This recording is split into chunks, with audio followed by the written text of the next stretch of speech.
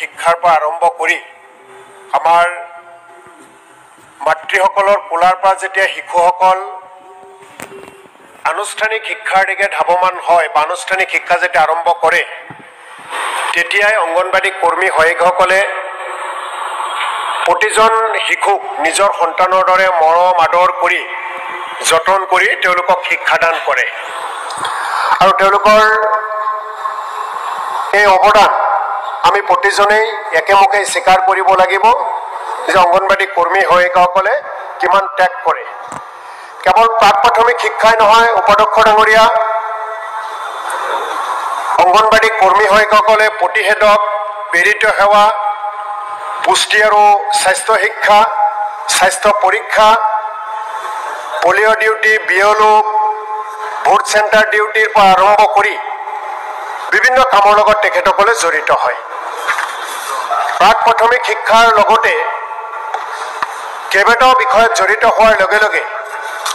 তেওঁলোকে দিনটো বা ৰাতিটো বহু সময় 24 ঘণ্টাৰ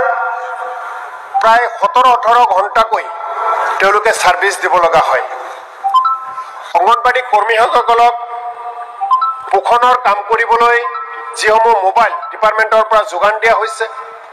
সেই মোবাইলসমূহ প্ৰায় 90% বেয়া হৈ গৈছে উন্নত মানৰ নাছিল যাৰ কাৰণে তেখেতসকলে কাম কৰাত যথেষ্টখিনি অসুবিধা হৈছে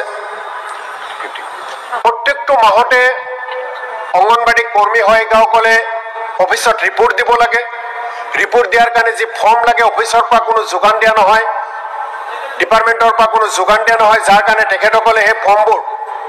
কিনিব লাগে যাৰ কাৰণে তেওঁলোকৰ পকেটৰ পৰা যথেষ্টখিনি ধন ব্যয় হয় মডেল অংগনবাড়ী চেণ্টাৰৰ জৰিয়তে বিভাগে কিছু চেণ্টাৰৰ কাম কৰিছে তাক আমি স্বীকাৰ কৰোঁ কিন্তু এতিয়াও হাজাৰ হাজাৰ জৰাজীৰ্ণ ৰূপত অংগনবাড়ী গৃহ আছে যি গৃহসমূহত কণমানি ছাত্ৰ ছাত্ৰীসকলক কণমানি শিশুসকলক শিক্ষা দিয়াৰ সময়ত বিভিন্ন সময়ত বিভিন্ন ভাবুকি আহি পৰে গতিকে অংগনবাড়ী কৰ্মীসকলৰ যিখিনি অৱদান সেই অৱদান হিচাপে চৰকাৰৰ ফালৰ পৰা তেখেতসকলক যিখিনি মাননি দিয়া হয় যোৱা 7টা বছৰ ধৰি অসমৰ কৰ্মীসকলক 6500 টকা আৰু সহায়িকাসকলক 3250 টকাকৈ দি আছে যি মাননি বৰ্তমান মূল্যবৃদ্ধিৰ সময়খনত বা তেখেতসকলৰ যিখিনি কামৰ দায়িত্ব দিয়া হৈছে সেই দায়িত্ব অনুপাতে যথেষ্টখিনি কম আজি বছৰ বছৰ ধৰি ওয়াৰ্কাৰ হেল্পাৰ সকলে বিভিন্ন প্ৰতিবাদ কৰি আছে মাননীয় মুখ্যমন্ত্ৰী ডাঙৰীয়াৰ পৰা বিভাগীয় মন্ত্ৰী ডাঙৰীয়ানীৰ পৰা আৰম্ভ কৰি তেওঁলোকৰ অফিসে অফিসে তেওঁলোকে সময় সময় প্ৰতিবাদ কৰে কিন্তু আজি তাৰিখলৈকে ৰাজ্য চৰকাৰে এই কৰ্মী সহায়িকাসকলৰ ওপৰত কোনো ধৰণৰ দৰত বা তেখেতসকলৰ যিখিনি কাম তেওঁলোকে কৰে সেই হিচাপে তেখেতসকলক যিখিনি সন্মান আজি তাৰিখত ৰাজ্য চৰকাৰে দিয়া নাই এই কথাখিনি আমি সকলোৱে জানো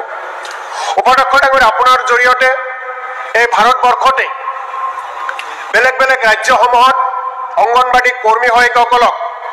কি ধৰণে মাননি দিয়ে তাৰে এটা তথ্য মই দিব বিচাৰিছোঁ তামিলনাডু 24200 টকা কৰ্মীসকলক দিয়ে সহায়িকাসকলক 12500 টকা দিয়ে কেৰালা ৰাজ্যই ওয়ার্কারক 2000 টকা দিয়ে হেল্পারক 7000 টকা দিয়ে দিল্লীয়ে ওয়ার্কারক 12720 টকা দিয়ে হেল্পারক 6810 টকা দিয়ে মধ্যপ্রদেশ 2000 টকা দিয়ে ওয়ার্কারক 5000 টকা দিয়ে হেল্পারক গুজরাট 2000 টকা দিয়ে ওয়ার্কারক 5500 টকা দিয়ে হেল্পারক হিমাচল প্রদেশ 9100 টকা দিয়ে ওয়ার্কারক 4700 টকা দিয়ে হেল্পারক ঝাড়খণ্ড 9500 টকা দিয়ে ওয়ার্কারক 6700 টাকা দিয়ে হেল্পারক মহারাষ্ট্র 8325 টাকা দিয়ে ওয়ার্কারক 4425 টাকা দিয়ে হেল্পারক কর্ণাটকত 11500 টাকা দিয়ে ওয়ার্কারক সময় দিব হেল্পারক দিয়ে 6750 টাকা উড়িষ্যা 7500 টাকা দিয়ে ওয়ার্কারক 3750 টাকা দিয়ে হেল্পারক ত্রিপুরা রাজ্যই ওয়ার্কারক দিয়ে 9846 টাকা হেল্পারক দিয়ে 5768 টাকা পাঞ্জাব প্রদেশে 9500 টকা দিয়ে ওয়ার্কারক আৰু হেল্পাৰক দিয়ে 5100 টকা এনেকৈ বেলেগ বেলেগ ৰাজ্যৰ আৰু উদাহৰণ দিব পাৰো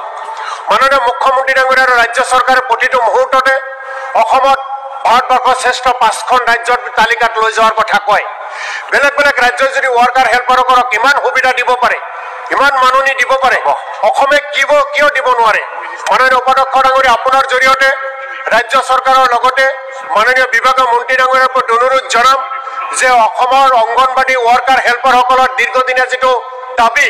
সেই দাবীৰ ন্যায্যতা দিব লাগে, তেওঁলোকৰ মাননি বৃদ্ধি কৰিব লাগে। এই কথাখিনিকে কৈ আকৌ সুযোগ দিয়াৰ বাবে আৰু ৰাজ্য চৰকাৰৰ পৰা উপযুক্ত এটা ভাল উত্তৰ পাম বুলি আশাৰে মোৰ বক্তব্য সামৰিছোঁ। Thank U.